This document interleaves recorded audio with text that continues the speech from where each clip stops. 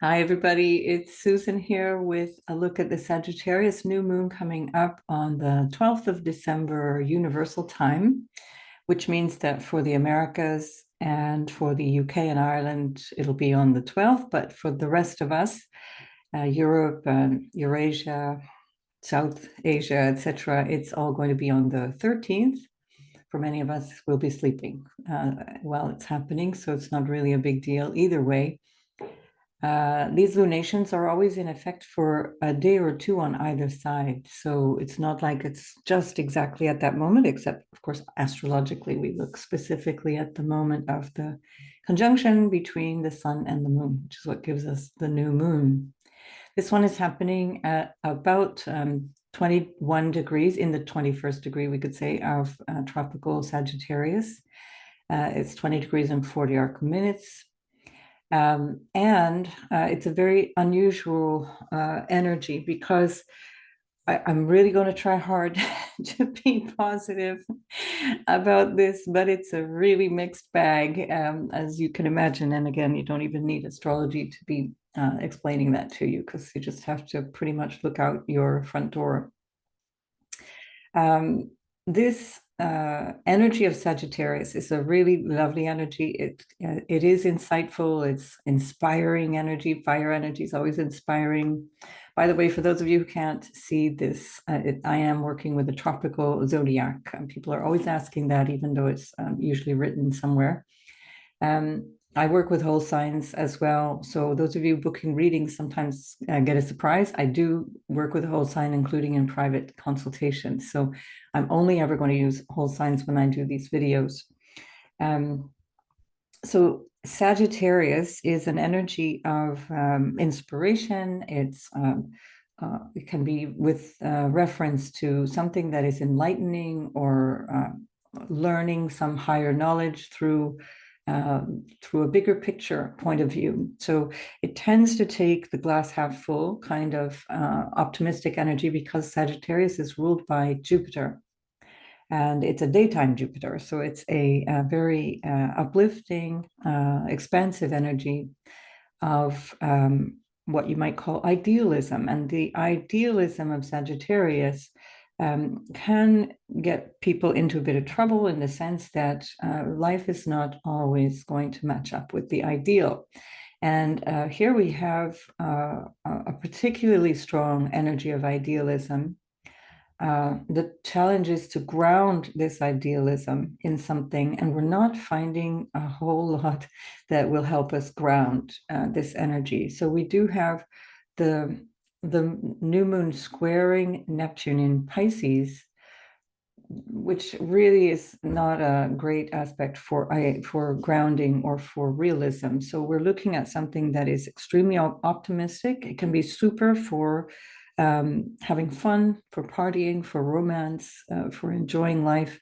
But at the end of the day, it's not necessarily going to be realistic. And there is a very strong likelihood too with this kind of energy in a natal chart, especially, I would be looking at this as the potential for somebody to disassociate or not really be connected to reality. Now, we have to see that on a collective level as well. Obviously, we're going through so much trauma, and here it's right in the chart. We have the North Node and Chiron in the eighth house of this chart, of this new moon chart. Chiron in the eighth house is a trauma signature, and it's ruled by Mars, which is there in the same placement as that new moon. And so there's quite a number of things here that would suggest that it's just too much. Mars in Sagittarius can just be too much. It can be extremely enthusiastic, but it can also overreact. And that energy of Mars in Sag can jump to conclusions. That's the downside of Sagittarius energy. It's the belief that one knows already, that I know it, don't tell me, I know the answer.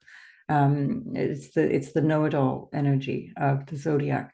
And the part of that challenge is that this Sagittarius glosses over the details in many ways.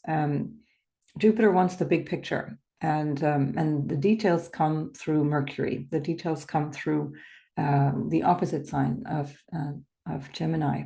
Now we do have Mercury in a strong position in Capricorn, Sirius. It's Sirius, but about 11 hours after this full moon, we've got Mercury heading retrograde and going back into Sagittarius, where it will roughly meet. It's going to be at the 22nd degree by the time it stations direct on the 2nd of January. It'll roughly meet up with this point of the new moon. So I think some of our realizations around that period of time, around the 12th, 13th of December, are going to become, they're going to be things that we're needing to resolve or mull over even in January. The Mercury retrograde shadow period ends only on the 21st or the 22nd of January, which is essentially the same day that Pluto and the Sun both go into Aquarius. But that's for another time. It's just too much to fit into one segment here. So all of this to say that we're in a state of mental confusion. There's a trauma, there's a pain that is difficult to grapple with. This is, it's overwhelm. It can be this feeling again of dissociating, not being able to comprehend the enormity of what is actually going on. That can be in your own experience of life. And that can also, of course, be with relationship to everything that's going on collectively. Now, again, I would try to be positive here in a really good way. We can see that Jupiter is in the 9th house. It's a really strong placement for Jupiter, but it's retrograde. It's not really in the best place. It's retrograding away from Mercury, which is solid and thoughtful. And so there's something that we're still not quite sure of, and this is potentially with regards to our values that we're a little wobbly on that, and we're having to reconsider what are our values. It's interesting that in this chart, Uranus at 19 degrees, almost 20 degrees of Taurus, is very tightly trining the ascendant. It's in a quincunx, or what's called an inconjunct with this new moon. So this is edgy, and it's reckless, it's impulsive kind of energy. It's an energy of wanting to start all over again. Uranus is retrograde, and so there's again this feeling of things haven't worked out, we need to resolve. But there's an impatience here when there's a quincunx, or this this inconjunct energy with the Sun, Moon, and Uranus. There's an impatience here that's really intense. That impatience is part of the story of Mars in Sagittarius as well. Jupiter ruled Mars. It's a little bit all over the shop, wanting to go, wanting to, sort of leap before you look kind of energy. It's not an energy that is reflective or contemplative, that we're saved in that way by this Earth trine from Jupiter to Mercury, but Mercury is almost going to be retrograde, and Jupiter still is retrograde. So there's that feeling of things not being able to express themselves in a way that's constructive yet. We're working towards that, but I don't think we're going to get there until January. As we also have Jupiter in opposition to a Venus in detriment. I did a video on Venus in detriment and why that's considered in detriment. So you can look at that if you haven't seen that one. So we've got Jupiter retrograde ruled by Venus that's not happy. This Venus is ruled by Mars in Sagittarius, which is ruled by Jupiter. And so there's this really tight relationship here between the Jupiter, Venus, and Mars. There's an impulsiveness, there's a self-indulgence potentially. Jupiter opposite Venus, in terms of a personality, can be really lovely, can be somebody who's extremely gregarious, very generous. But in terms of a collective energy, there can be too much. Too much is too much, and there is that very, very intensely. This can refer to too much emotion. Venus is in the 3rd house in this chart, so it's something to do with speech. She's ruled by Mars, so there can be something in the way that people are speaking. It's difficult. It's not, the communication is not passing here, especially as Mercury is preparing to retrograde. So Mercury is Venus is moving into the 10th degree as Mercury is preparing to move backwards. So the sextile is still active, but it's not really giving us the best of it. So again, you want to look at these aspects for the quality that's moving through the planets and through the motions of the planets. So it's not sufficient to say a sextile is positive or a trine is positive, or that doesn't work like that. It's like, what is trining what is sextiling what, and what is the condition of those planets? It's really important to get the nuance of that. So wonderful to have this trine, for example, with Mercury and Jupiter. Mercury's ruling the ascendant, so super.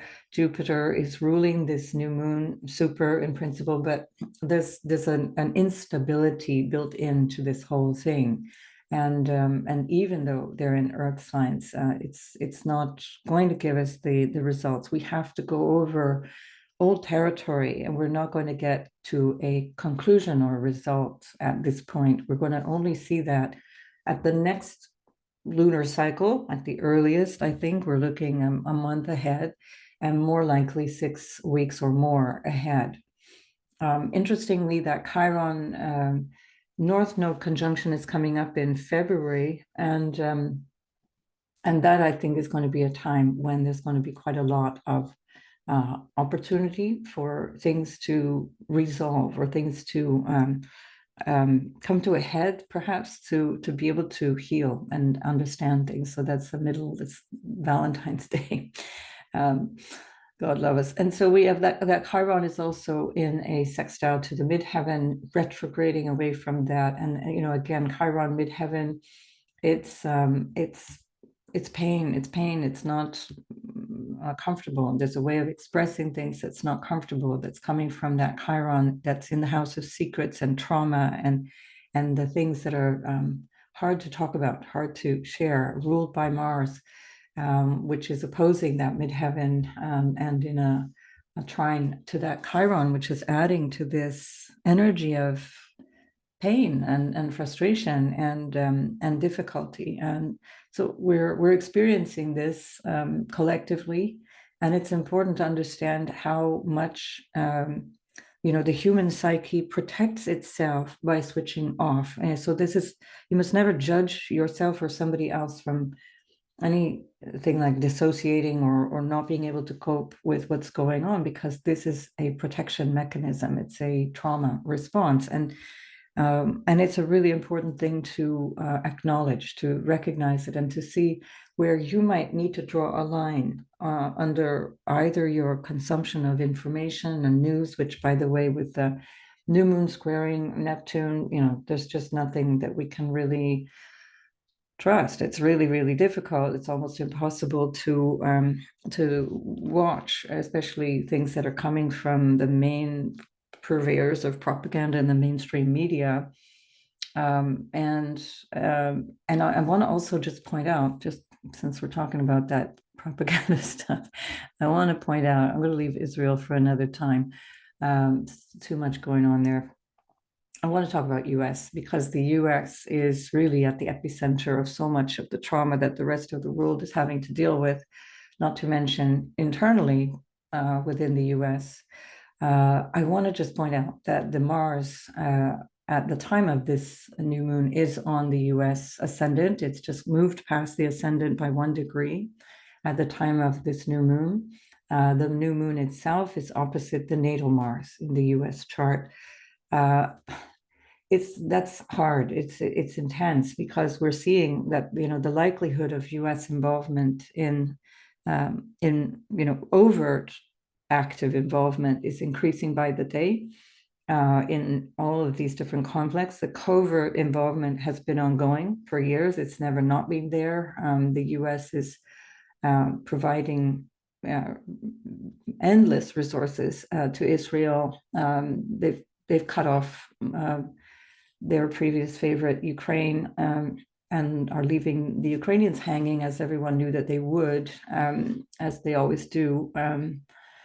And so here we are now with this Chiron that is hovering around the 15-degree point for a long, long time between now and February, which is in opposition to Saturn in the US chart. So there's a lot here about feelings of karma and authority and issues around stability that are really triggering issues of pain and insecurity that come up through the American psyche.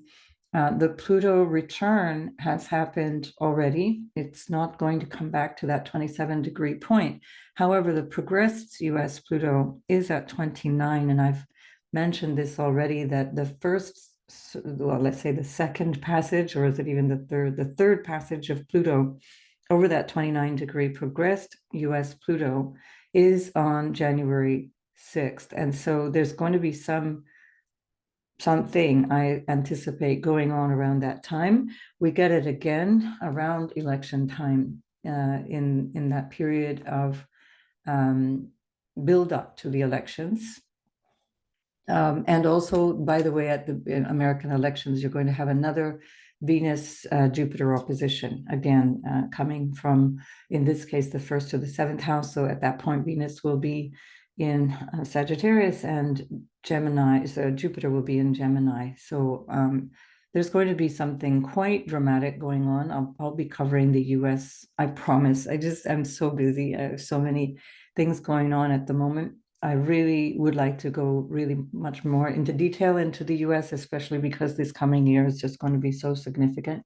But already just think in terms of this moon as establishing a whole new cycle that is going to involve war. It is going to involve a challenge to the US identity, to the US, the role that the US plays in the world. This will become even more impactful when Jupiter moves into the seventh house, and then following the following year when Uranus moves into the seventh house. Lots of ruptures around relationships, lots of challenges within the international scene and in the way that the Americans connect. I won't go too far into detail there because I really want to focus on this new moon here. So all of this to say, Chiron, the healing aspect, can come from our own understanding of our unconscious processes. And when we look at the Sagittarius energy, the energy of Sagittarius is very much about these influences of our belief systems, the influences of what we were raised with, what we were told is true. Religion, politics, that's all Sagittarian stuff. It's knowledge, it's bookish knowledge, but it can come through the wisdom of deep understanding if we're able to access that. And again, I think with the retrograde Venus ruled Jupiter. So in the Indian astrology, Venus and Jupiter don't get along. They're not best of friends, let's say. So they don't necessarily support each other. And so when Jupiter is ruled by Venus, it's not really, again, it's that energy of self-indulgence. It's not an energy of wisdom necessarily.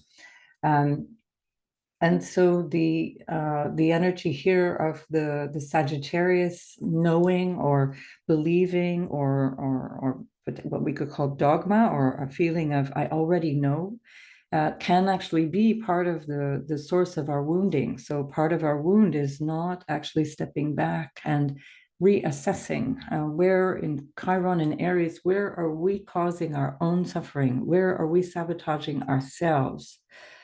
This I want you to take on the level of your personal experience in life, but also on the level of our collective experience. We have to own how we put our energy out in the world. We can't expect that some miracle moment is coming when people wake up. And by the way, when people wake up, often that people that hold that belief that there's going to be some mass collective awakening and everything's going to be great, notice that it's always coming from one individual's idea of what is great, which could be another person's idea of hell. Just look at Israel right now and see how that's panning out. So this idealism, this vision for life is not necessarily what is true. And especially with that square from Neptune to this new moon, Neptune in Pisces can be about what's being pulled up from the past. It's like this kind of ocean of what is already understood, or what is in the past that we need to process still, that we're holding. It's like the entirety of our experiences, and it's overwhelming, can be too much. And so we can go to a response which shuts down, we dissociate, or we go to a response which is saying, I'm just going to pretend everything's fine. I'm going to just say everything's great, everything's fine, and not take action on it. So that's, again, another way of checking out. It's not disassociating, but it's more like choosing to entertain oneself with some other idea, a new belief, or a false identity, or a false belief. And um, so this is really where we want to get very practical. We want to get very real with what we need to feel better, what we need to experience our everyday life in a way that we can live it. That we are not all living in a war zone, thank God. And bless those who are. Obviously, this is a very, very difficult time. And as humanity, we do absorb everybody's trauma, but it's not our day-to-day experience. So step back and say, what is my day-to-day reality, my day-to-day experience? And am I pulling in unnecessary trauma and pain and belief systems and political arguments that are actually tainting my everyday experience, which is actually spreading violence, spreading anger, spreading this energy of toxicity around me, when I don't need to do that? So one thing is to, be aware of what's going on, but it's another thing to be personally intoxicated, let's say, with what's going on. We can get addicted to it. There's a dopamine hit every time we get a sense of injustice, or a sense of outrage, a sense of wanting something to change according to our idealistic principles. So be careful where you're taking care of your own trauma, your own understanding, your own pain. That Chiron is in a trine to the moon. It's definitely coming up. It's trining that Mars, which says it's difficult to express anger, difficult to even know how to begin to express one's anger and take action on it. So we're not in a good place to make good, solid decisions. And yet, at the same time, we have to acknowledge that that things are not what they seem. So we think we know, collectively, especially, we think we know, we think we're listening to what we've been educated with through generations, probably, and we think we know, and in fact none of it is solid and true. And so we need to step back from what we believe in. We need to step back and come as close to what is real in our own experience. Put your feet on the ground. Be practical. Idealism is a wonderful way of expanding into possibility. That's a positive way of describing the Uranus quincunx, the Sun Moon conjunction there. Or Uranus even trining this, and it's inspiring. It can be something that breaks through things. It can innovate, create some new solutions. But we first need to take care of ourselves. We first need to come back to our reality, our own place. Where are we okay in this moment? And take a really strong, hard look at what we believe. What are we acting upon? Mars in Sagittarius, acting upon one's beliefs. The spiritual warrior. Are you sure? Are you sure of what you believe? Is that a truth, or is that what you want to be true? It's difficult times. We're in really, really difficult, unstable times. And so this stability has to come from the wisdom, Jupiterian wisdom, of coming back to something solid and grounding. I think by the end of December, this will start to shift in a way that allows us to find more integrity again, to find more of a sense of what is honorable, what is real, that will probably not really come through until towards the end of January. Keeping in mind, Jupiter is stationing on the 31st, stationing direct on the 31st of December. We've got Mercury stationing direct on the 2nd of January, but the Mercury shadow period continues for another 2-3 weeks after that. So we're still going to be grappling with what we're dealing with right now, at the very least in terms of our belief systems and how we want to go forward based on our idealism, based on our sense of our values, based on our sense of what is important, um, to make us feel secure as well. And I think we're grappling with that for most of January to come. Chiron itself is stationing direct on the 27th of January, and that's at that 15-degree point. So this 15 degrees is very, very strong with Chiron. So that's a strong signature for quite some time to come right into February. That continues to be very powerful. And so that's something that also opens up a space for a new element of understanding. It will recover territory we covered in 2023 in terms of our own healing, and maybe some of these deeper questions that we're reflecting on right now at the time of this new moon will come to some kind of resolution or a healing possibility. Certainly by the time the North Node meets Chiron at 16 degrees of Aries in mid-February, Valentine's Day, I think that's going to be an opportunity for us to really open our eyes to what is possible. Now, right, I think what we'll do is have a look then sign by sign at what is happening. I'm going to start simply out of laziness. I'm going to start with Virgo rising because that's where the chart is placed at the moment, and then we'll go quickly sign by sign to see where this new moon energy is coming from. The new moon for Virgo rising is in your fourth house of home. There's Mars right alongside there. So there can be some challenge around home and family. That's not great news in the holiday season, but there we are. Venus is in Scorpio in the third house. And so that can be helpful in terms of relationships. Can be supportive in terms of connecting with siblings or with your sense of your goals. And then you might find also with that Venus opposite Jupiter that she's ruling in your ninth house with the Uranus up there, that your goals are under review. I wouldn't think that you're going to be able to really focus on your sense of your future, let's say, or your truest sense of purpose until after January. At the end of January, you've got Uranus going direct as well, and then Jupiter will already be direct, and that will help you. So this new moon in the fourth house might be something where you're realizing something about your what you need to feel secure emotionally, what you need to feel even materially secure in terms of your home, the house that you live in, the place of living. And it's tying in with that Jupiter, since Jupiter is ruling this from the ninth. Now, again, Jupiter in the ninth is really lovely, so it can really help you. And on a personal level, these things are always much easier than collectively. So this can be incredibly powerful, new beginnings around your home, around your sense of emotional or psychological possibilities. This may have something to do with a deeper healing process that you're in.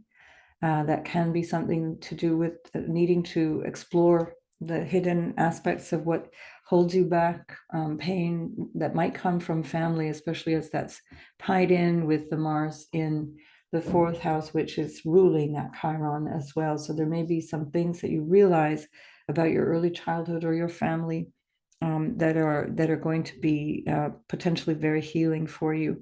And again, I think probably more so after January than during the month of December, but it can be anyway a really fresh, bright start.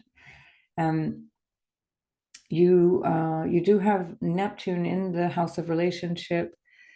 So, be careful that you're seeing other people for who they are, not neither too good nor too bad, because seeing people for who they are, it means that you also need to give them the benefit of the doubt. Sometimes we can be overly negative about people, but often we're overly positive with people with regards to that Neptune in the seventh. Saturn moving through the seventh is already going to restructure your relationships, and so that's something that can also bring you a fresh new start. It's a good energy to work with in 2024 is trying to understand what do I need emotionally, and how do I go forward with my relationships on the basis of that need.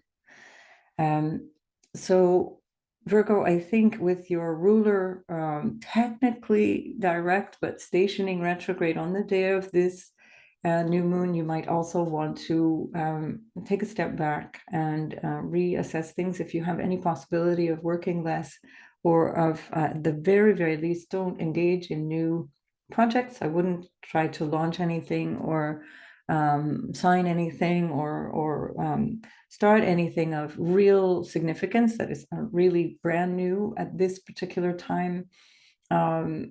You would have to see the individual chart. It's not necessarily true for everyone, but as a general rule, it would be good to wait at least till the first week of January. And if you're a real stickler, and especially if these degree points are lining up with your chart, then you want to wait until the third week of January. And so finding that shift of energy will support all kinds of new projects. But I'll be sharing what's coming up in the meantime before that. So good luck with this new moon. I think you can be incredibly constructive around this and really find a whole kind of bright new way of starting to understand yourself better with this. That can be very, very helpful for Virgos. And so that's Virgo, Sun, Moon, and Rising, as always. So with Libra, we have this new moon happening in your third house. The third house is about siblings, your neighbors, your goals, it's your motivations. So you're pretty fired up at this point. It's a really good time for you to initiate something, to start planning at the very least. Now, whether you want to act upon that or not really depends on what the project is. So I can't be too much more descriptive than that, because Mercury will be stationing retrograde on the same day, just hours after this new moon. And that's not usually a stable time to launch something new, especially on the day of that. And it's always good anyway with a lunation to give it a day or two afterwards, the new moon or the full moon. You just give it a day or two afterwards to let that shifting energy settle and start to work with the new phase after that. Venus, which is your ruler, is in not in great dignity. She's struggling a wee bit, and she's ruled by that Mars, which is really impatient and maybe very forthright, very outgoing. So you might be all fired up about starting something, and yet it's not going to turn out the way you think. Neptune is squaring this from the sixth house, so there can be a lot of things that need to be reworked, shifted in one direction or another. So be careful how you speak with people as well. With Mars in the third house, especially in Sagittarius, you can really put your foot in it, and that can cause some challenges, especially as you already have Chiron in your seventh house, which may be already challenging relationships. And you've got the retrograde Jupiter and Uranus in the eighth house of intimacy, marriage, other types of commitments or results of committed relationships. So it's a good time to take a breath, note down all your ideas. You will no doubt have a ton of ideas, because you're going to have that Mars and new moon energy in your third house of communication and planning and so on. So there's a lot that you are ready to undertake. It's just maybe not the right time to do that. So you would really want to check out your own natal chart and figure out whether that's working for you or not. And Saturn is in your sixth house, so you're preparing for 2 years of quite a lot of work ahead.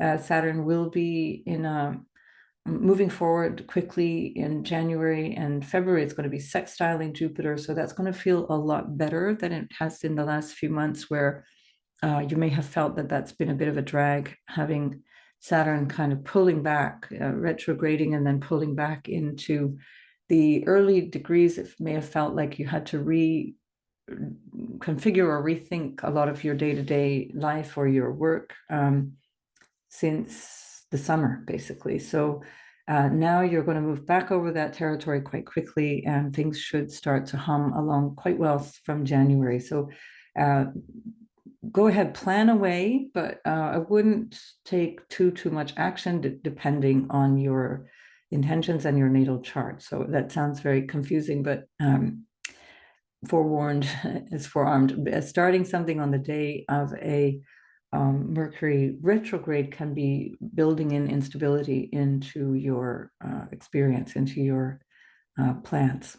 So good luck with whatever that is, Libra, and I will see you in the next video.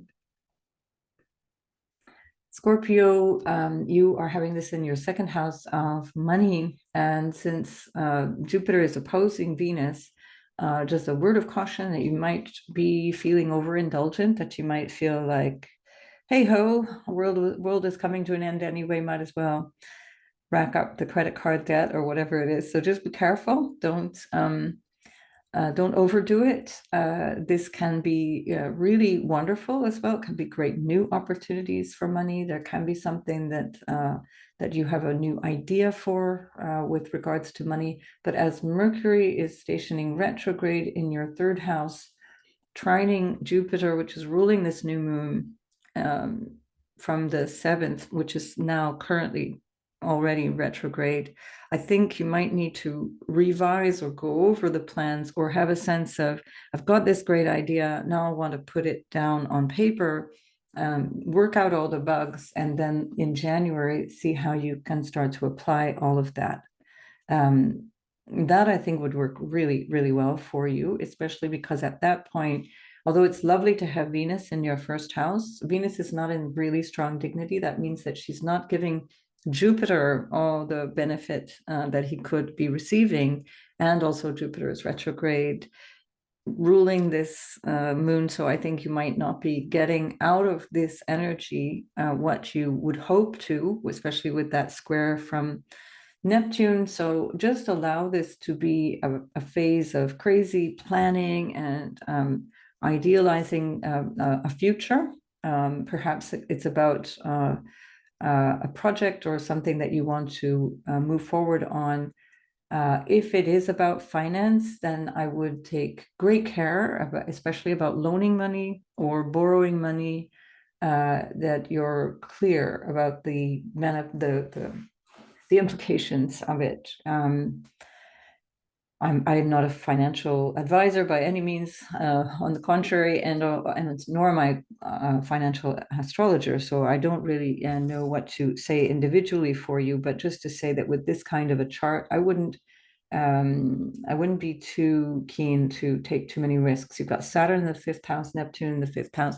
Things are not going to be working necessarily in your favor. You better know what you're doing, let's say it that way. So again, this is for Scorpio Sun, Moon, and Ascendant signs, as always, okay?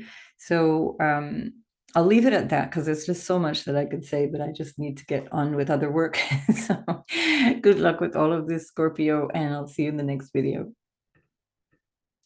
So Sagittarius, this is your new moon. We at least get one a year, and this is yours.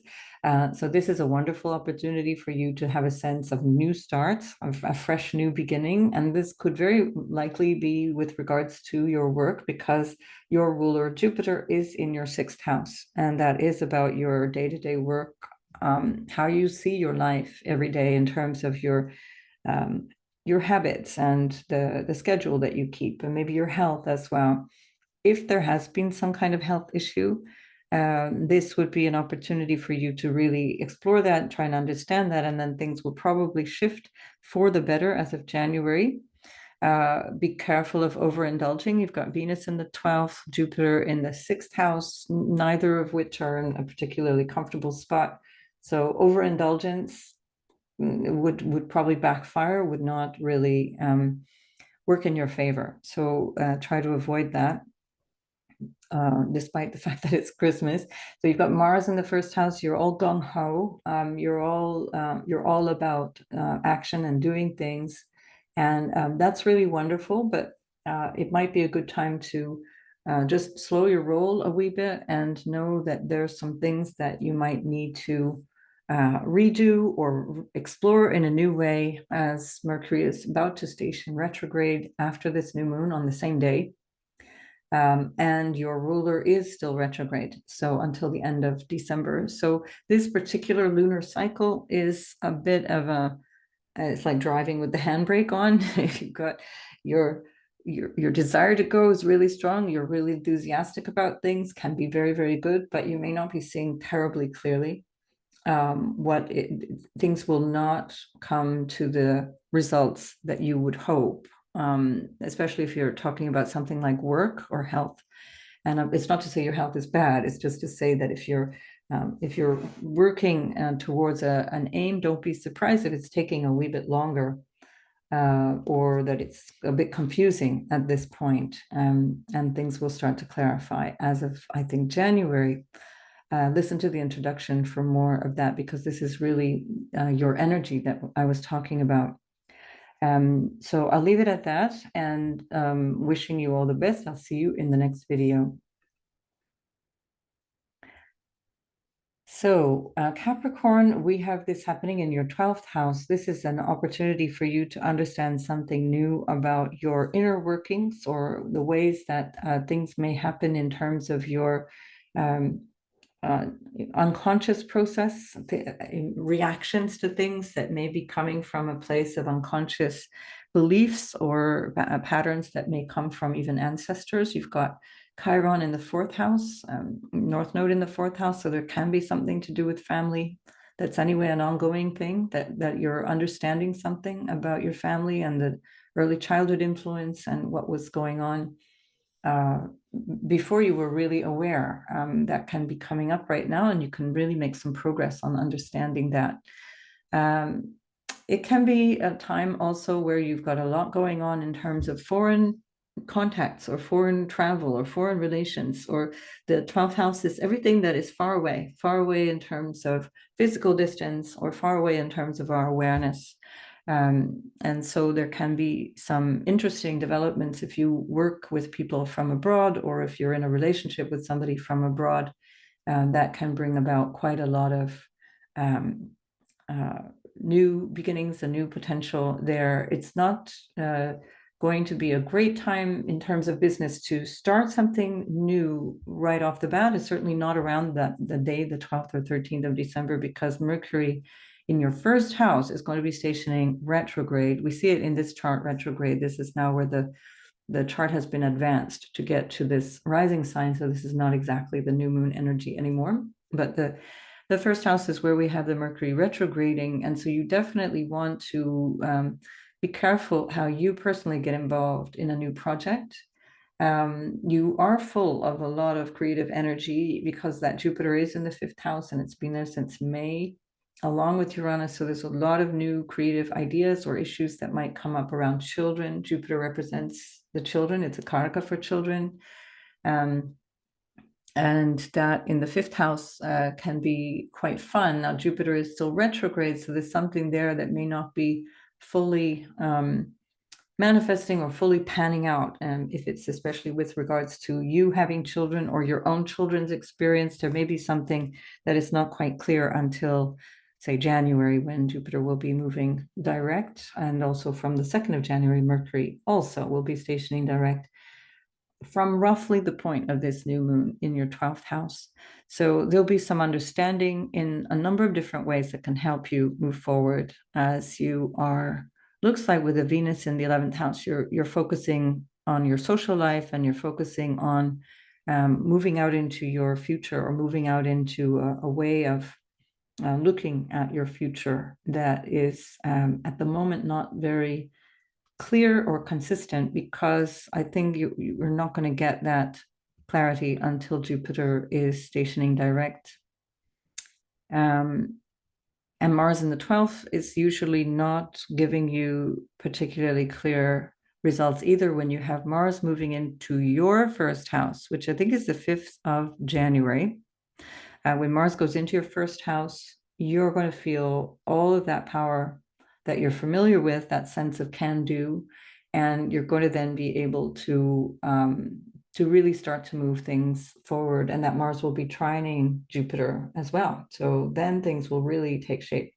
So take a holiday, Capricorn. I know that's not really part of your gig, but you might think, hey, I'll just think about these things and plan and take a holiday till after the new year, and then I'll get things done. And you'll get things done for sure.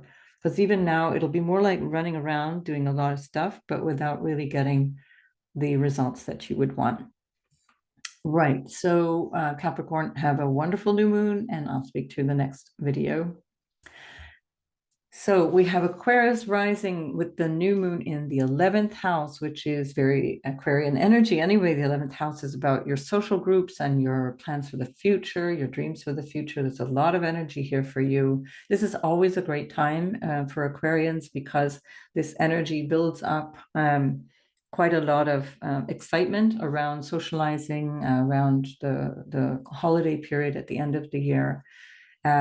Now, your ruler, Saturn, is in the second house, so there may be some issues around money. Jupiter in your fourth house is retrograde, and so there can also be some worries around money, or what makes you feel secure, or house and home, or property, this kind of thing that you may have had to revise or go over again. You do have a lovely aspect from Venus in the 10th. That's always helpful. So Venus in the 10th can bring a lot of support from people in your higher ups, like your management or your boss, or just in general in your social connections. It's very, very helpful for work. And depending on what you do, having the new moon and then Mars in the 11th house is going to be also very invigorating and potentially good for earnings. So you can bring out some kind of benefit through earnings. Again, though, I think it'll be better when Venus moves into your 11th house, which is the house of money from what you do, and Jupiter will be direct. So Venus moves into your 11th on the 26th of December, and Jupiter stations direct on the 29th. So by the end of the year, I think financially things will be a wee bit better for you. And that Jupiter is also ruling the Saturn, your ruler. Well, it's in Pisces. So things are a little sticky financially for you right now. Don't overspend. Don't overdo it. You might get really inspired and enthusiastic, but just be careful. With Neptune in the second house, we're not always making the best choices financially. Saturn there will help with that.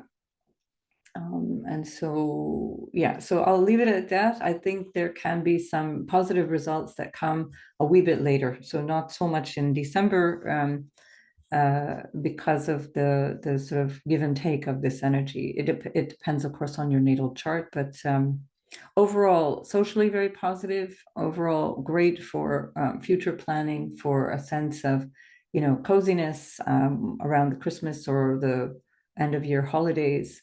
But just slow your roll in terms of finances, and don't overdo the finances.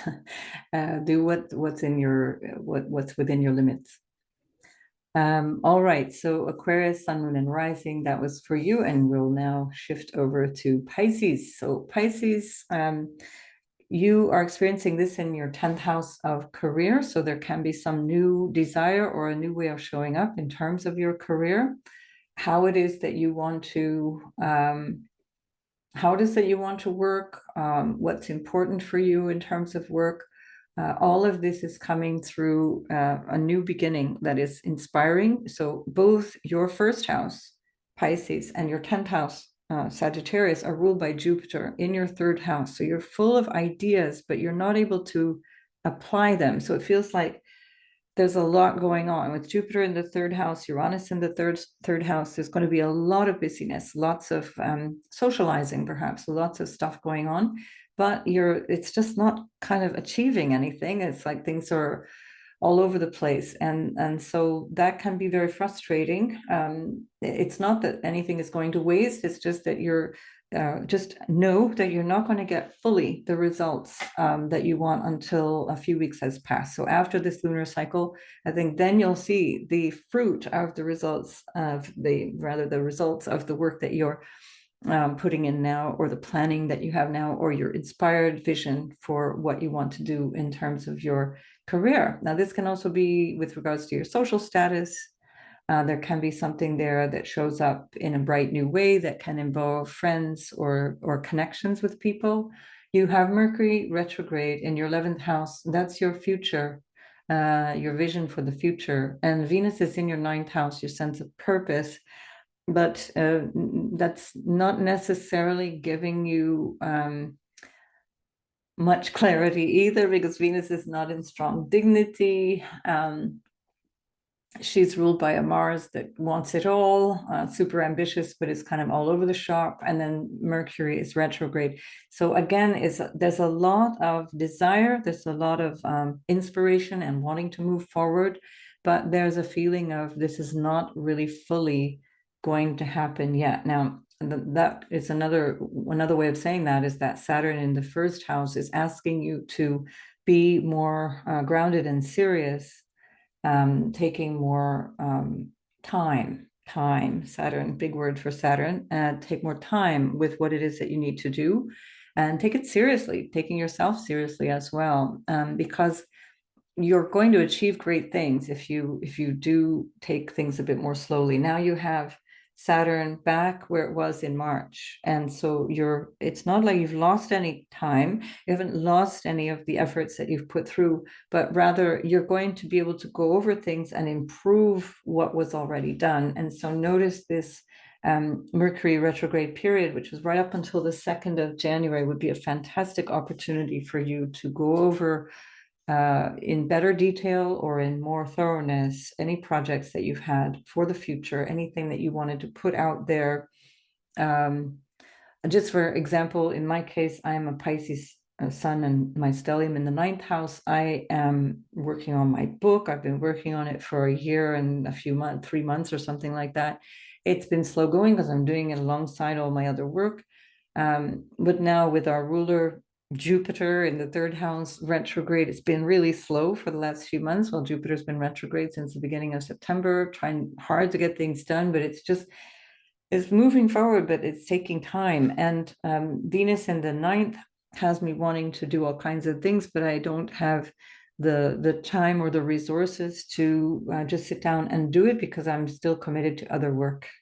And that the 8th house, the 11th house Mercury is also showing up as in retrograde as something I've decided to use specifically to go over with a fine-tooth comb all the things that I've done so far, so that during my holiday break, I'm taking 10 days off, I will focus only on the book.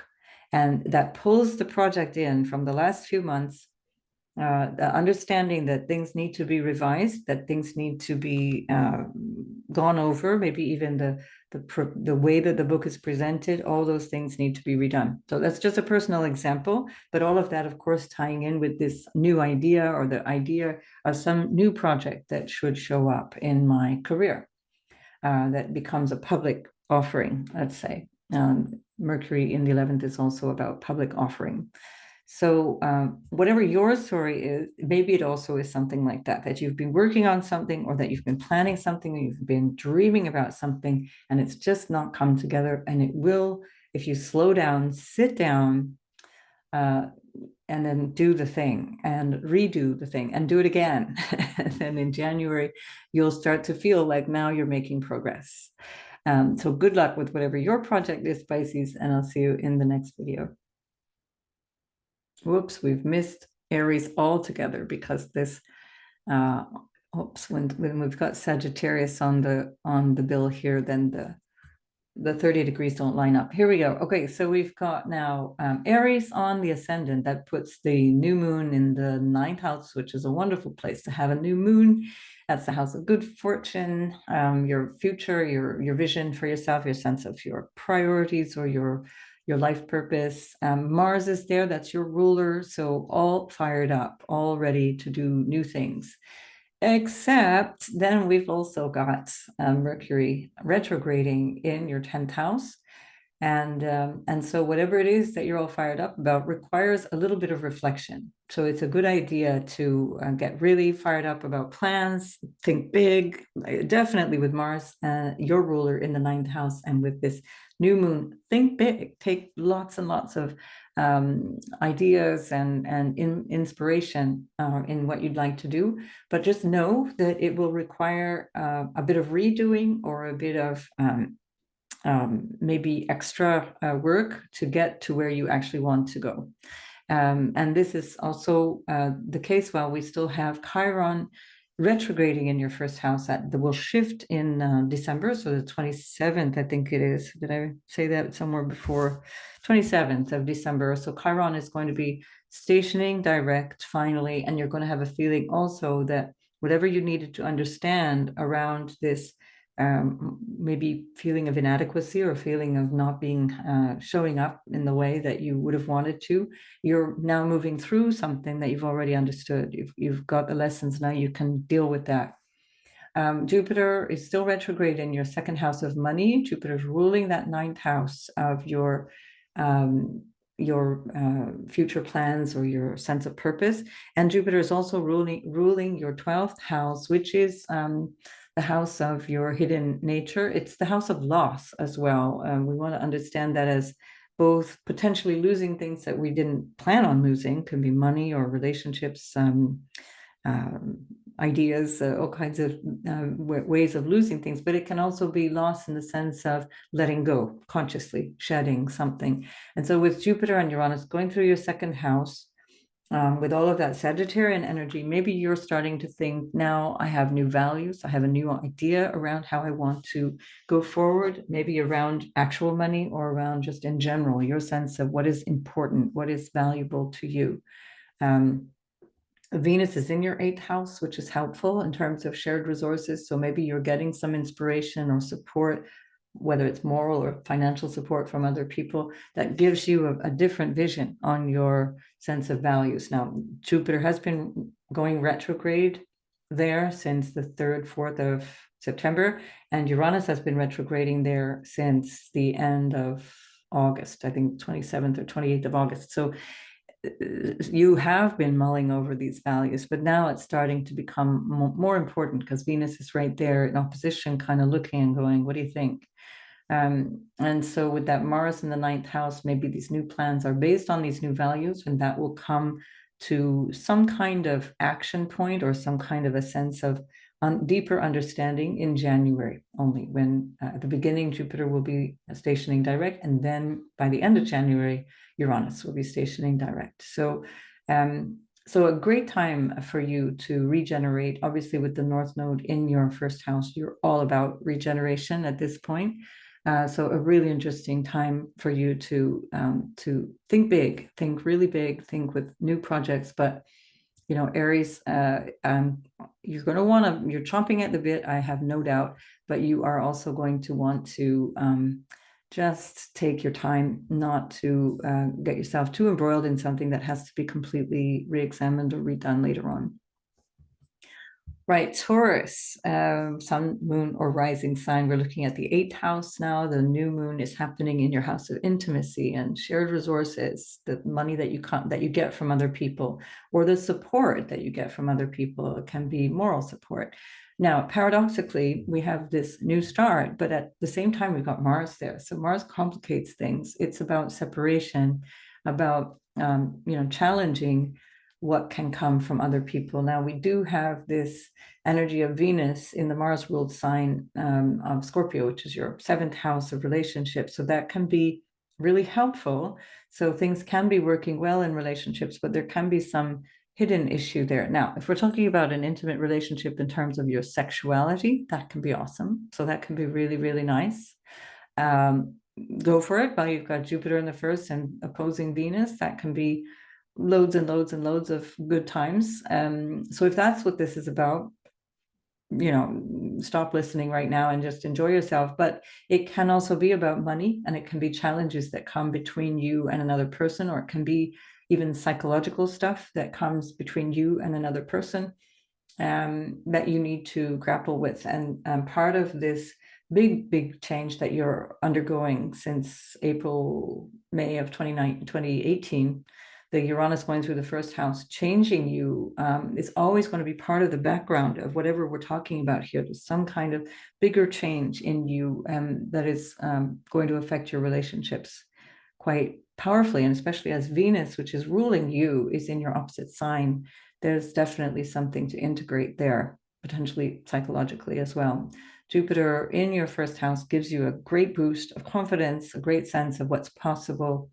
And yet it's retrograde. So probably, again, as I've been saying, you will see much more of a burst of energy or a burst of optimism potential, for example, in January. Mercury retrograde in your ninth house, Pluto still lingering at the end of your ninth house, is really about questioning your sense of purpose. What is life all about? What am I here for? And so this can be something that is an opportunity through the month of December into the beginning of January, where you really start to reflect on those questions and start to analyze what it is that I want to understand about life, or is this something to do with your relationship with your father, for example, or relationship with teachers or education in general. Maybe you're having to reconsider educational opportunities. This can also be potentially with religious figures or with religion in general, where you might have a need to go over again whatever it is your understanding is. This can be about even potentially questioning beliefs, as we're talking about Sagittarius New Moon potentially relating to beliefs, and then Mercury in the ninth house of your philosophy or whatever it is that you believe, especially as Pluto is really coming up to the edge of that Capricorn after 15 years and has totally transformed how you relate to your beliefs and what your vision for life. This might be that on steroids for the next couple of months, as Pluto's just about to edge into your 10th house. So I'll leave you with that, Taurus, sun, moon, or rising sign, and I'll see you in the next video. Gemini, this is happening in your opposite sign of Sagittarius. So you're having something new and developing quickly or with inspiration in your house of relationships. So something extremely rich, something extremely inspiring can be happening with your connections with other people. And this can be business. It can be related to business partnerships or a new business idea. And if that's the case, just get excited about the new idea and don't take action on it if you can wait, because although there'll be loads of impatience there, your ruler, Mercury, is just hours after this new moon is retrograding. And that's not really great for a new start. So Mercury is in the 8th house of secrets, things that may not be entirely clear to you. So it's worth reflecting on that. If this is about a relationship, there might be something that needs to be resolved, something that needs to be spoken about, dealt with, in terms of you might need to be clearing the air on something, or you might need to be resolving some agreement or some previous dispute or something like that, in terms of relationships. Jupiter is in your 12th house, still retrograde, and it's Jupiter that's ruling your 7th house. It's also ruling your house of your career, the 10th house. And so while Jupiter is retrograde in the 12th, which also can represent loss, it can be letting go in terms of needing to move on from something or simplifying for whatever reason. But it can also represent an actual loss. And so there may be some big shift in terms of your partnerships or in terms of your work, career ambitions, your career plans, that requires a big adjustment. And that will not be really moving forward until January. So when Jupiter finally gets moving in the forward direction after the 31st of December, then you're going to find much more of a sense of can do, more capability. This could also be purely in terms of your spiritual growth or psychological understanding as well. Jupiter is opposing Venus. That Venus in the sixth house is not in super great dignity. Do be careful of overindulgence. That can also be one of these aspects, with the sixth and 12th house being healing and health as well. So be careful of that, but it can also be very helpful in terms of getting support for healing as well. We tend to want malefic in the sixth house rather than the benefic, paradoxically, because the benefics tend to they create overindulgence, or they create a situation where we may be brushing things under the carpet where we actually should be looking for them. So I'm not suggesting you have any health issues, but just to say that you don't want to overdo it, Gemini. You want to keep yourself aware of consequences. Think consequences. It's going to be hard with the new moon and Mars in your seventh house in Sagittarius, right? And Jupiter ruling that from your house of self-undoing. So just be aware is all I'm saying. Just advice from your astrological chaperone. All right, and so Gemini, Sun, Moon, or Rising, all the best for this. I'm going to actually switch charts, and I'm going to go back to the original new moon chart because we're starting to get away from the moon. And so we are going to jump to, hang on, who haven't we done yet? We need to go to Cancer. There we go. We're Cancer. And Cancer, you're having this happening in your sixth house of everyday work and your work environment. You've got Mars there. So there's a lot going on. As a Cancer rising, I can attest. There's a lot going on. There's an enthusiasm for work and a sense of something needs to change. With Mars there, there can be issues around health. If there's something that needs to be revised or understood, it's a good idea to take action on that. Mars plus the new moon in the sixth house will be great support for your health journey, that you can find solutions, take new action based on that. And when Mercury stations later in the day, stations retrograde, moves back into your sixth house, basically to this point of the new moon, you'll be able to retrace your steps and go back and figure it out and deal with that, which will then, by the end of January, sort of third week of January, you should be able to be kind of in the clear and have a sense, okay, now I've got it. If you're taking action, Mars in Sagittarius, taking action with wisdom, then you'll be able to resolve whatever this issue might be. Your ruler is the moon, and the moon, of course, is always involved in these lunations. And so your energy, your personal energy, is very, very involved in this newness, in this new energy of the sixth house, everyday change. If this is about work, then there is something here for you in terms of potential new business partnership, potential new plans, or a desire to have something new, but that has been frustrated for the last few months. There's a really strong energy for the new with Jupiter in your 11th house.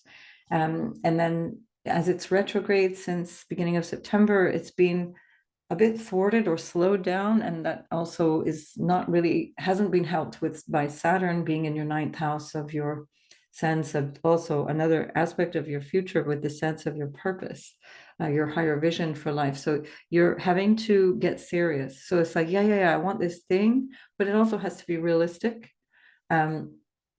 It's another aspect of that is that maybe the relationships that you've been working through are no longer appropriate, or they are requiring a new balancing between any power struggles or any kind of issues of who says what, who dictates what, and that can be part of this story of needing to rethink things.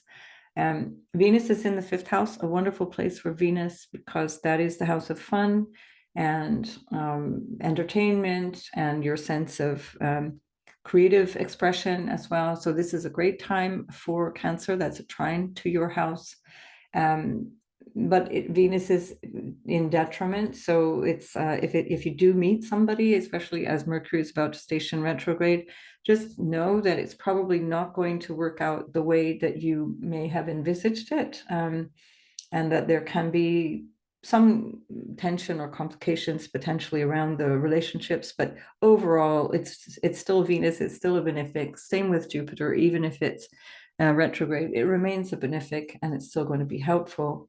It's just not going to give the results that one would normally expect. With Chiron in the 10th house, there's still this maybe doubt around what it is that you are doing, or a sense of maybe not being sure about your capability, or not being sure about the way that you're manifesting your career, or your social status feels a little insecure. Now, by the end of December, 27th of December, Chiron will be stationing direct. And that will also go back over some territory that you've already covered. And so you'll start to gain in confidence with that as well. It'll start to help you as you move forward. By that time, your 11th house will be also moving forward. By the end of January, you're going to be back on track and having a really strong sense of moving ahead with a feeling of purpose. So whatever your everyday life looks like right now, think in terms of how you want that to expand, how you want that to look going forward, whether it's just for this lunar cycle or whether it's for a longer period, for example, between now and the Sagittarius new moon that's coming up in the spring. Sorry, Sagittarius full moon even, that's coming up in the spring when the sun will be in the sign of Gemini. So Cancer, sun, moon, and rising, best wishes for that, and I'll see you in the next video. Leo, we have this happening in your 5th house, which is lovely. That's your energy that's being highlighted here. It's another fire sign and a trine to your sign. You are represented by the sun, and so your ruler is there in the 5th, where it's extremely happy. Something very outgoing, very gregarious about this energy that can really connect you to your joy, to finding your creative expression, to connecting with your passion in terms of work, potentially, what it is that you'd like to do, especially since you've got Jupiter and Uranus in the 10th house.